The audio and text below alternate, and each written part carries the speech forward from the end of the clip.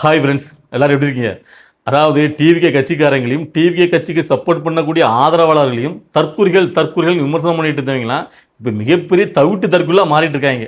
அதை இப்போ தான் பார்த்தேன். ஸோ அதை பற்றியும், அதுக்கப்புறம் நம்முடைய தமிழ்நாட்டின் முதல்வராக விஜய் அவர்கள் அந்த அரியணையில் உட்காந்து ஆட்சி பண்ணுறதை பார்த்துட்டு பொறுக்க முடியாமல், இங்கே ஏகப்பட்ட இந்த கொத்தடிமைகள்லாம் ரோசம் வந்திருக்கு. இனிமே நாம பார்த்துட்டு இருக்க முடியாது. நோகாம நொங்கு தின்னுட்டு ஒருத்தன் போயிட்டா நம்மலாம் கடந்து எவ்வளோ நாளாக போராடிட்டு இருக்கோம் அப்படிங்கிறதுல இப்போ அவங்க எல்லாரும் ஒன்றா சேர்ந்து நம்ம எல்லாரும் ஒரே அணியில் நிற்கணும் அப்படின்லாம் முடிவு பண்ணியிருக்காங்களாம். ஸோ அதையும் பார்த்தேன். எல்லாத்தையும் தான் இந்த வீடியோவில் பேச போகிறோம். ஸோ வீடியோவை ஸ்கிப் பண்ணாமல் ஃபுல் வீடியோ பாருங்கள். அதாவது ஃபர்ஸ்ட் என்ன கேட்டிங்கன்னா, சுப்ரீம் ஸ்டார் சரத்குமார் அவருடைய வீடியோ இப்போ லேட்டஸ்ட்டாக பார்த்தேன். என்ன கேட்டிங்கன்னா, அவர் தன்னுடைய அந்த ஆதரவாளர்கள் ரசிகர்கள் எல்லாத்துக்கும் ஒரு வேண்டுகோள் வச்சுருக்கார். ஒரு அன்பான வேண்டுகோள். என்ன கேட்டிங்கன்னா, நீங்கள் எல்லாரும் உங்களுடைய கைகளில் நாட்டாமை குடும்பம் அப்படின்னு பச்சை குத்திக்கிடுங்க. இந்த பச்சை குத்திக்கிட்டதுனால நீங்கள் எல்லாரும் என்னை சந்திக்க நினச்சா நீங்கள் எளிதில் நீங்கள் சந்திக்கலாம். இது ஒரு க்ரீன் கார்டு மாதிரி அப்படின்னு சொல்லிட்டு ஒரு அன்பு வேண்டுகோள் வச்சுருக்காரு. அதன்படி அவங்க பச்சை குத்திக்கிறாங்க. அதை ஒரு பக்கத்துலேயே இருந்து அதை ஆம வச்சு இப்படி குத்துங்க அப்படின்னு சொல்லி இவரை தொடங்கி வைக்கிறாரு. அவரும் பச்சை குத்திக்க போகிறாரா நாட்டாமை குடும்பம்னு. இப்போ வந்து ஷூட்டிங் இருக்கனால நான் வந்து ஒரு 10-15 நாள் கழிச்சு இந்த பச்சையை குத்திக்கிடுவேன் அப்படின்ட்டு ஒரு அன்பு வேண்டுகோள் வச்சுருக்காரு. இது எவ்வளோக்குள்ள ஒரு தற்கொலைத்தனத்தின் உச்சம். நீங்களே பாருங்கள். ஆனால் இப்போ வந்து ரெண்டாவது ஒரு வீடியோவில் சொல்கிறாரு, அதாவது நான் யாருக்கும் கட்டளையெல்லாம் இடல, அது நீங்களாக குத்திக்கலாம், அது உங்களுடைய விருப்பம் தான், நான் யாரையும் கட்டளையாக நீ குத்தி தான் ஆகணும்னு சொல்லலை. இதுக்கு முன்னாடி என்னுடைய பேர் சரத்குமார் நிறைய பேர் பச்சை கொடுத்துருக்காங்க, இப்போ அவங்களா தான் வந்தாங்க அப்படின்னு சொல்லிட்டு, அதாவது இவரே ஊக்கப்படுத்தி இவரு வேண்டுகோள் வச்சுக்கிட்டு இப்போ எல்லாரும் மற்றவங்க அதை விமர்சனம் பண்ணுவாங்க அப்படிங்கிறக்காண்டி இப்படி நான் கட்டளையாக சொல்லலை அப்படின்ட்டு ஒன்று சொல்கிறாரு. இது எவ்வளோக்குள்ள ஒரு தற்கொலை உச்சமாக இருக்குது. இப்போ ஏன் இவர் இப்படிலாம் பண்ணிட்டு இருக்காரு? வித்தியாசமாக ஒன்று ஒன்றா பண்ணிட்டு இருக்காருல்ல. நீங்கள் ரீசெண்டாக பார்த்துருப்பீங்க, அவருடைய பிறந்தநாள் விழாவை சீமான் பிஜேபி கட்சிக்காரெல்லாம் போயிட்டு ஒன்றா எடுத்து கொண்டாடி அங்கே நாட்டாமன்னு அவரை புகழ்ந்து நீங்களாம் பார்த்துருப்பீங்க. ஏன் திடீர்னாப்புல சரத்குமாருக்கு இப்படிலாம் என்ன தோணுது? அவருடைய மனசுக்குள்ளே போய் யார் என்ன சொல்லியிருப்பா? அதாவது நல்லா பார்த்தீங்கன்னா, அவர் வந்து பார்த்தீங்கன்னா திடீர்னாப்பில் நைட்டு 12 மணி கட்சியை கிளச்சி அப்படியே கொண்டு போய் பாஜக அடகு வச்சுட்டு பாஜகவில் போய் சேர்ந்தார்ல. பாஜகவில் சேர்ந்ததுக்கப்புறமும் இவருக்கு வந்து பார்த்தீங்கன்னா ஒரு மரியாதை கிடையாது. இவருக்குன்னு ஒரு பதவியோ பெருசாக அங்கே யாருமே அங்கீகாரமாக கொடுக்கல. சரியா? இவருக்கு நினச்சது நம்ம வந்து தேசிய கட்சி சேர்த்துட்டு நமக்கு ஏதாவது ஒரு பொறுப்பு கொடுத்துருவாங்க, நம்ம அதை வாங்கிட்டு பெரிய லெவலில் பார்த்தீங்கன்னா ஒரு அரசியல் பண்ண நினச்சாரு. அங்கே மதிக்கலை அப்படின்னு ஒன்று. இப்போ அதுக்கப்புறம் நம்முடைய தளபதி விஜய் அவர்கள் தனியாக கட்சி ஆரம்பித்து முதலமைச்சராக ஆகிட்டார். ஸோ இவருக்கு அதை பார்த்துட்டு பயங்கரமான ஒரு பொறாமை. இப்போ என்ன பண்ணு தெரில. இப்போ கமலஹாசன் பார்த்தீங்கன்னா திமுகவில் போய் சேர்ந்து ஒரு எம்பி வாங்கிட்டு அவர் பாட்டு போயிட்டார். இவருக்கு அந்த மரியாதை கூட இல்லையா?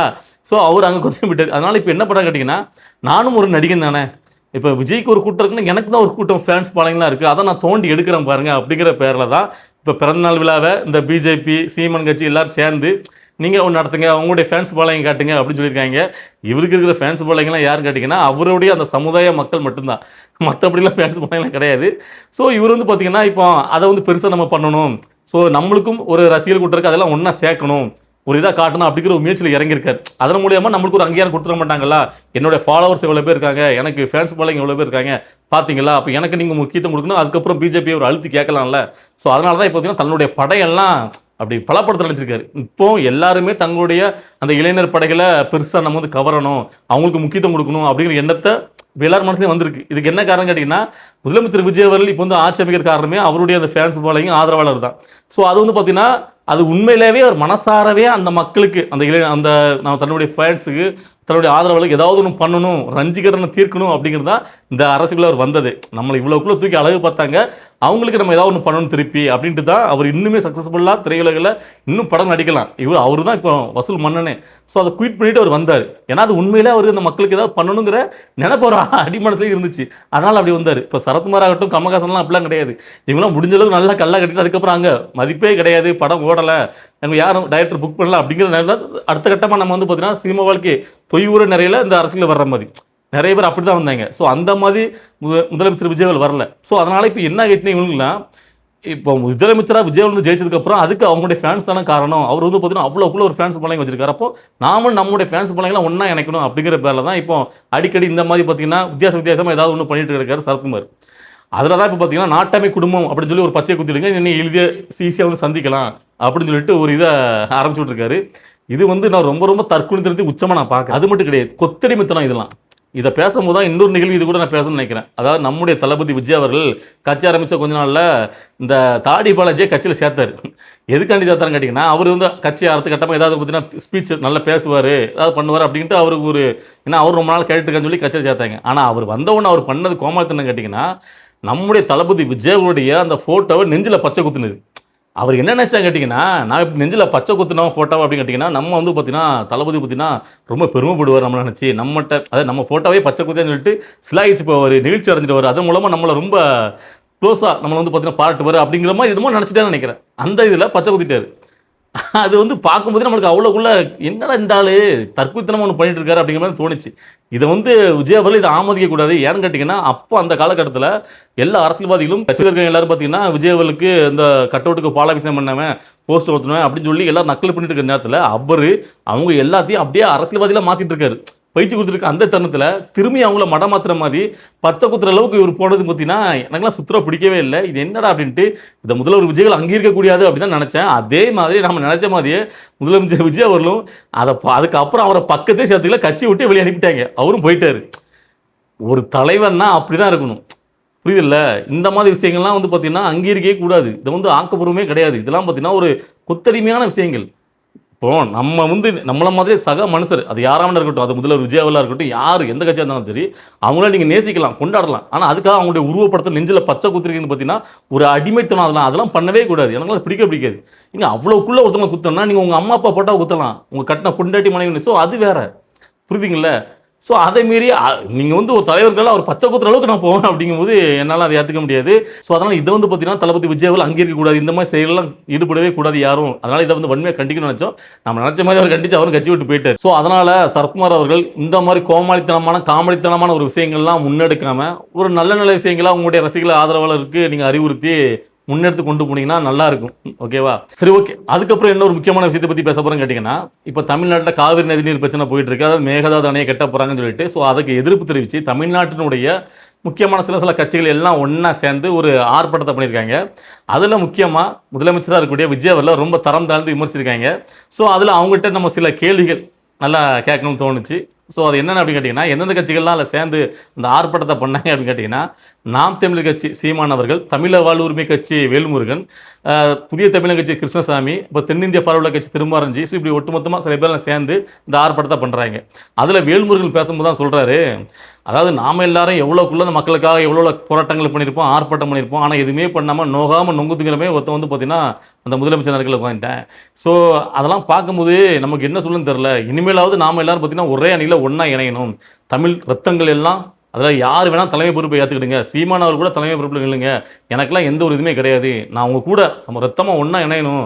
ஸோ ஒன்றா இணைஞ்சு நம்ம எப்படியோ இவங்களால வீழ்த்தணும். நேற்று கூட நான் பார்க்குறேன் சட்டமன்றத்தில் புதுசாக இப்போ தான் பதில் சொல்கிறாங்க அந்த அமைச்சர்கள்லாம். என்ன லட்சணமாக இருக்குது.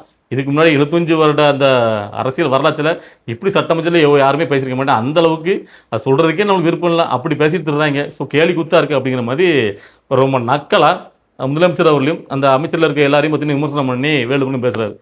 வேலுமுருகன் இதுக்கு முன்னாடி ரொம்ப தரம் தாழ்ந்து பேசியிருக்காரு. ஸோ இப்பவும் அந்த கூட்டத்தில் பேசுகிறார். அதுக்கப்புறம் சீமான் பேசுகிறாரு. சீமான் வந்து ரொம்ப ஆக்ரோஷமாக அவங்களுக்கு தெரியுமில்ல, எப்பவும் பார்த்தீங்கன்னா முதலமைச்சர் விஜய் அவர்கள் எதுக்கிறது தான் எங்களுடைய நோக்கமாக இருக்கும்.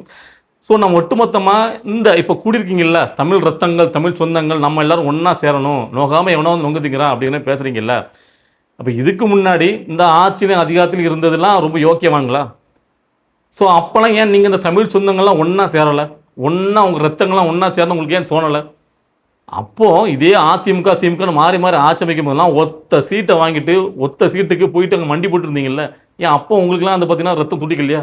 நாம் எல்லோரும் ஒன்றா சேரணும், மக்களுக்காக நம்ம வந்து ஒன்றா சேர்ந்து நமக்குள்ளே எந்த ஜாதி பிரிவினையும் இருக்கக்கூடாது அப்படிலாம் ஏன் இன்னும் ஒன்றா சேரலை? அதாவது மக்கள் நல்லா ஒன்று பார்க்கணும். இவங்கெல்லாம் அப்படியே தமிழர்களுக்காக அப்படியே ரோசம் பொங்கி நம்ம தமிழ் ரத்தம் தான் அப்படிலாம் ஒன்றும் கிடையாது. அப்புறம் விஜய் மட்டும் என்ன, அவர் சுத்த தமிழ் தானே. என்ன கேட்டிங்கன்னா இவங்களுக்கெல்லாம் இப்போ தமிழ்நாட்டின் முதலமைச்சராக ஸ்டாலின் அவர்களோ எடப்பாடி அவர்களோ வந்திருந்தா இங்கே பிரச்சனையே கிடையாது. ஏன்னா அவங்கெல்லாம் பார்த்தீங்கன்னா இந்த மாதிரி கட்சிகளை அவங்களுடைய சுயலாபத்துக்காக பயன்படுத்தி விடுவாங்க. அதாவது யாராவது ஒருத்தவங்க பிரிச்சுக்கிட்டு இவங்களும் அதை பார்த்தீங்கன்னா இங்கே ஒரு தடவை இருப்பாங்க, 5 வருஷம் இல்லைன்னா அங்கே போவாங்க. யார்கிட்ட பேரம் கரெக்டாக செட் ஆகுதோ அவங்களுக்கு போய்ட்டு முட்டு கொடுப்பாங்க. இதுதான் காலங்களாம் பண்ணிட்டு இருக்காங்க. இதில் சீமானவர் என்ன பண்ணுவாங்க கேட்டிங்கன்னா, அவர் வந்து யார் கூடயும் டேரெக்டாக முட்டு கொடுக்க மாட்டார். ஆனால் ஓட்டுகளை பிரிக்கிறதுக்கு அவர் யூஸ் ஆகுவார். உங்களுக்கு புரியுதில்ல? ஸோ அதனால் இவங்க இந்த மாதிரி பெரிய திராவிட கட்சிகள்லாம் நல்லா இவங்களுக்கு வந்து பார்த்தீங்கன்னா என்ன கேட்குறாங்களோ அதை கொடுத்து இவங்களுக்கு தாங்க பக்கம் இழுத்து வச்சிருக்கும். ஸோ அதனால் இவங்க சுகமாக இருந்தாங்க.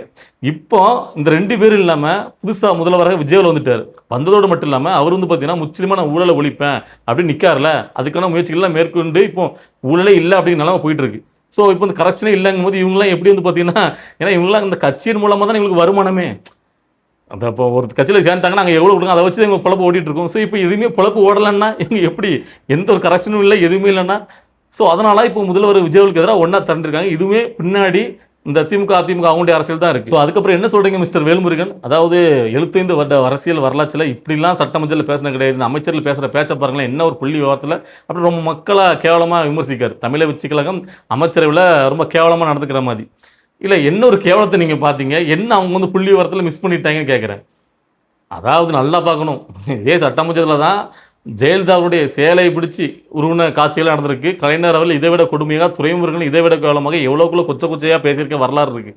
அதை விடவா கேவலமாக சட்டமன்ற தமிழை வச்சு நடந்துக்கிட்டு என்ன ஒரு குறைச்சலாக ஒரு மாண்பை குறைக்கிற மாதிரி தமிழை வெற்றிக்கழகம் சட்டமன்றம் நடந்துக்கிட்டு சொல்லுங்க. அப்போ ஏதாவது ஒன்று அடிச்சு விட்டுருணும். இப்போ கூட பாருங்கள், தமிழை வெற்றிக்கலத்தில் அமைச்சர்களுடைய முக்கியமான சில பேர் வந்து பார்த்தீங்கன்னா வயதில் ரொம்ப ரொம்ப குறைஞ்சவங்க. வயதில் குறைந்தவர்களாக முதலாக அமைச்சரை பொறுப்பு வந்தாலும் எவ்வளோ திறம்பட செஞ்சுட்டு இருக்காங்க, மக்கள்லாம் பாராட்டிருக்காங்க.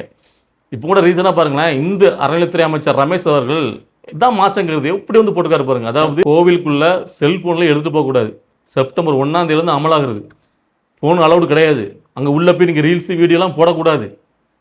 ஸோ இதுதாங்க மாற்றம். அது மட்டும் கிடையாது, இந்த விஐபிக்கெல்லாம் வராங்கல்ல, அவங்களும் பார்த்தீங்கன்னா அந்த வந்து சாமி கும்பிட்டு போகிறது, வீடியோ எடுத்து வெளியே போடுறது அதெல்லாம் கிடையாது. கோயிலுக்குள்ளே சாமி கும்பிட்றது மட்டும் தான் அலௌடு. அவங்களும் வராங்க அப்படின்னா முன்னக்கூட்டியே ஒரு நாளுக்கு முன்னாடி தகவல் கொடுக்கணும். கோவில் நிர்வாகத்திட்ட தகவல்கிட்ட அனுமதி வாங்கியிருக்கணும். வந்து தான் அவங்க சாமி கும்பிடணும். எடுத்துகிட்டு புதுசாக விஐபி வரணும் உள்ளெல்லாம் கூட அலோவ் பண்ண மாட்டாங்க. அன்றைக்கி பார்த்தீங்கல்ல, பழைய அறநிலைத்துறை அமைச்சர் சேகர் பாபே நிப்பாட்டாங்க கேட்டில். மக்கள்லாம் வெகுவாக பாராட்டுறாங்க. இதுக்கு முன்னாடி தடாலடியாக போயிட்டு எங்கெங்கே பணம் வாங்குறதையும் கையங்கலமாக பிடிச்சாரு. ஸோ மாற்றமாக, அதாவது நீங்கள்லாம் காலங்காலமாக ஒரு அரசியல் பண்ணீங்களே, அந்த அரசியல் இல்லாமல் மாற்றமான அரசியலாக இதான் இருந்துகிட்ருக்கு. அதெல்லாம் பாராட்டுறதுக்கு மனம் வராமல் நக்கல் இதே என்னது பண்ணிட்டாங்கன்னு கேட்குறேன். ஸோ நீங்களாம் இப்படி வயிறஞ்சி சாவுங்க. அங்கே முதலமைச்சர் விஜய் அவர்கள் சரியான ஒரு முன்னெடுப்பாக தமிழ்நாட்டில் கண்டிப்பாக ஒரு மாற்றத்தை கொடுத்தே ஆகணும் அப்படின்னு சொல்லிட்டு முனைப்போடு செயல்பட்டுருக்காரு. லஞ்சம் ஒரு பைசா லஞ்சம் வாங்க முடியாது. இதுக்கு முன்னாடி சட்டமன்றத்தில் யாராவது இவ்வளோ தில்லை எதிர்த்து பேச முடியுமா? எங்கெங்க உங்களுக்கு லஞ்சம் வாங்கினாங்க யாருங்க கேட்டால் ஆதாரம் தான் கொண்டு நிரூபிங்க அப்படின்னு இது வரைக்கும் எந்த ஒரு கட்சியாவது இப்படி தைரியம் இருந்துச்சு யார் உங்கள்கிட்ட லஞ்சம் கேட்டால் ஒரு வார்த்தை நீங்கள் சொல்லுங்க, அப்போ நிரூபிக்க முடியுமா அப்படின்னு நின்று கேட்க முடியுமா? ஏன்னா உள்ளுக்குள்ளே அப்படி உண்மையிலே இருந்தால், சுத்தமாக இருந்தால் தான் அவங்க இப்படி எழுந்துச்சு பேச முடியும். அமைச்சர் ஆனந்த் அன்னைக்கு பேசாரு பாருங்க, ரகுபதி அமைச்சர் வச்ச இதுக்கு எங்கெங்க லஞ்சம் கேட்டாங்க, உங்கள்கிட்ட ஆதாரம் இருக்காங்க கொடுக்குங்க, எந்த பில்லில் லஞ்சம் கேட்டாங்க நீங்கள் நிரூபிக்க பார்க்கலாம், சும்மா போகிற பக்கம் பேசிட்டு போகக்கூடாது அப்படின்னு சொன்னார். எப்படி சொல்ல முடியும்? அதெல்லாம் உண்மையிலே சுத்தமாக இருந்தால், கை சுத்தமாக இருந்தால் தான் பேச முடியும். ஸோ அவங்க எவ்வளோக்குள்ள ஒரு மாற்றத்தை கொண்டு வராங்க இங்கே தமிழ்நாட்டுக்குள்ளே. லஞ்சத்தை ஒழிக்கிறதுக்கு இவ்வளோக்குள்ள பெரிய முன்னெடுப்பை எடுத்திருக்காரு முதலமைச்சர் விஜய் அவர்கள். அதை பாராட்டுக்கு துப்பு இல்லை. நக்கல் நையாண்டினா நீங்களாம் எந்த காலத்துலையும் நீங்கள் சேர்ந்துருக்கிற யாருமே டெபாசிட் கூட வாங்காத கட்சிகள் தான். ஸோ இதுக்கப்புறம் வாங்க மாட்டீங்க. இதுதான் சொல்கிறேன். நீங்கள் எல்லோரும் பார்த்தீங்கன்னா ஒரு சாதி அரசியலை நடத்திக்கிட்டு உங்கள் பின்னாடி ஒரு சாதி அமைப்பில் வச்சுக்கிட்டு மக்களை பிரிவினை பண்ணிக்கிட்டு நீங்களாம் வந்து பார்த்தீங்கன்னா முதலமைச்சர் விஜய் அவர்களை நக்கல் நையாண்டி, அதாவது போய் நோகாமல் நொங்குதுன்ட்டான், அதை பண்ணிட்டான் இதை பண்ணிட்டான்னு வயிற்றுச்சில் எதுவும் புலம்பிட்டு இருக்காங்க. இந்த தமிழ்நாட்டு மக்கள் ரொம்ப தெளிவானவங்க. உண்மையிலேயே ஒரு தலைவராக வைக்கணும்னா அவர் நியூட்ரலான ஒரு தலைவராக இருக்கணும். ஒரு குறிப்பிட்ட சாதிய வட்டத்துக்குள்ளே ஒரு மதத்து வட்டத்திலும் அடைக்கப்பட்டவராக இருக்கக்கூடாது. ஸோ அதனால தான் முதலமைச்சராக விஜயில் வரும்போது எல்லா மக்களும் ஒன்றா இணைந்து சப்போர்ட் பண்ணாங்க. அவர் வெறும் நடிகருங்கிறதுனால எல்லாரும் ஓட்டு போட்டு அவர் வந்து இன்னைக்கு உண்டு அங்கே அரியணில் உட்கார வைக்கல. இங்கே நிறைய பேர் என்ன நினச்சிருக்காங்க, சரத்குமார் வரைக்கும் எல்லாரும் என்ன நினச்சிக்காங்க, அவர் வந்து நடிகர் அப்படிங்கிறனால அவரை பார்க்குறக்காண்டி எல்லாரும் பார்த்தீங்கன்னா ஓட்டு போட்டாங்கன்னு.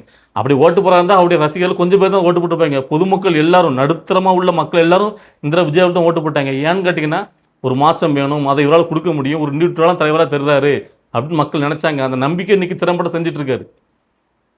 வந்துட்டாங்க வந்து விமர்சனம் பண்ணுறீங்க. சரி, ஓகே. இன்றைக்கி இந்த வீடியோலாம் பார்க்கும்போது உங்களுக்கு என்ன தோணுச்சு, நீங்கள் என்ன சொல்லணும்னு நினைக்கிறீங்க, இந்த மாதிரி ஆட்களுக்கெல்லாம் நீங்கள் என்ன ஒரு பதிலடி கொடுக்க நினைக்கிறீங்களோ அதை நம்ம கமெண்ட்டில் பதிவு பண்ணுங்கள். அடுத்தடுத்த அரசியல் நிகழ்வு பற்றி நம்மளுடைய வீடியோ வரும். வெயிட் பண்ணுங்கள். பாய்.